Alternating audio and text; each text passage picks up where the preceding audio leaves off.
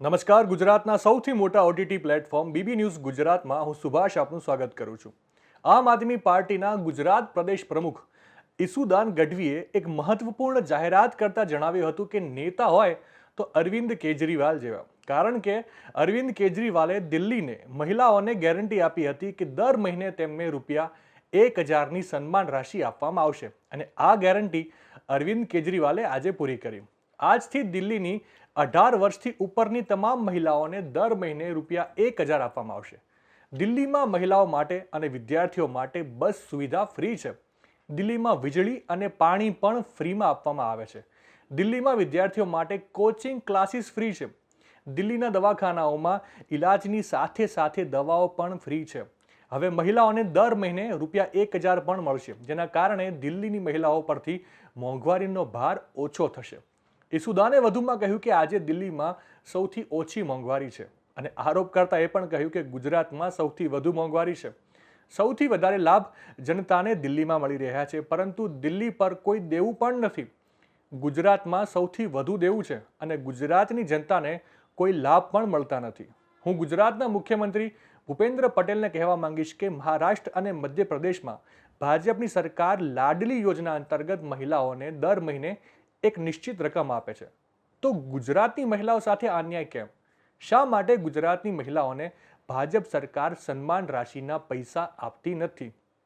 આજે અરવિંદ કેજરીવાલે ફરી એકવાર એક ગેરંટી આપી કે દિલ્હીની વિધાનસભા ચૂંટણીમાં આમ આદમી પાર્ટીની સરકાર જીતશે ત્યારબાદ આ ₹1000ની સન્માન રાશિને વધારીને ₹2100 કરવામાં આવશે.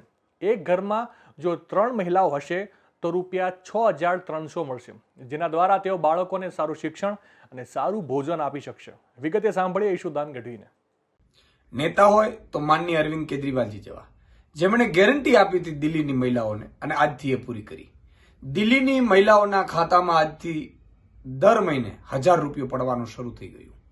તમે વિચાર કરો, દિલ્હીમાં બસ સુવિધા મહિલાઓ માટે ફ્રી છે, વિદ્યાર્થીઓ માટે ફ્રી છે, કોચિંગ ક્લાસ વિદ્યાર્થીઓ માટે ફ્રી છે, વીજળી ફ્રી છે, પાણી ફ્રી છે અને એટલું નહીં, દવાખાના, મોહલ્લા ક્લિનિક આ સંપૂર્ણ ફ્રી છે અને ઉપરથી મહિલાઓને મહિને ₹1000.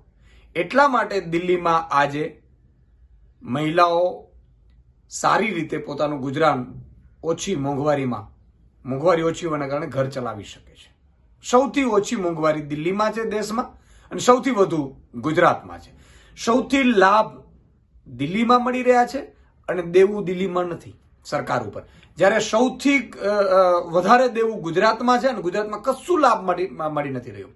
માનનીય ભૂપેન્દ્રભાઈ, મારે કહેવું છે કે મધ્યપ્રદેશમાં તમારી સરકાર છે, એ મહિલાઓને લાડલી યોજના અંતર્ગત નાણાં આપે છે મહિને.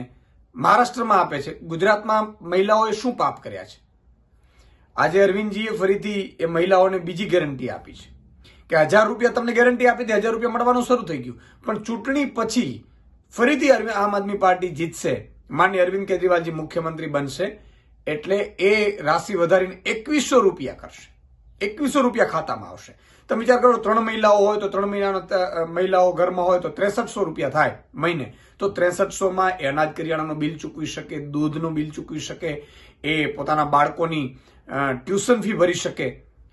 કેટલી રાહત દિલ્હીમાં અરવિંદ કેજરીવાલજીએ કરી અને કોઈ દેવું નથી, કોઈ કર્જ નથી, માત્ર ભ્રષ્ટાચાર મુક્ત શાસન આપ્યું અને આ બધી વ્યવસ્થાઓ થઈ શકી છે. જ્યારે ગુજરાતમાં 4 લાખ કરોડનું કર્જ છે અને કોઈ ફ્રી સુવિધા નથી. તો માનનીય ભૂપેન્દ્રભાઈ, તમે 2 વર્ષની ઉજવણી કરી છે, અભિનંદન તમને. હજી તમને 3 વર્ષ છે. તમારે જો તમે કંઈક સારું કરીને જવા માંગતા હો, આમે 1 વર્ષ રહેશે એટલે તમને હટાવી જ દેશે, જેમ વિજયભાઈને હટાવ્યા હતા એવી રીતે. તો તમારી પાસે 2 વર્ષ છે. આ 2 વર્ષની અંદર તમે મહિલાઓને દર મહિને ₹2000 જાહેર કરો ગુજરાતમાં.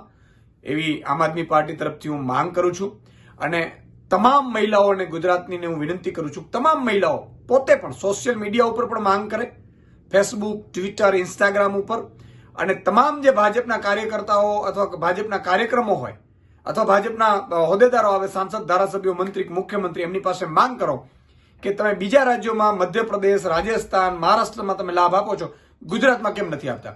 તો આ એક માંગ તમામ મહિલાઓ પણ કરે એવી મારી વિનંતી છે. જય હિન્દ, જય ભારત.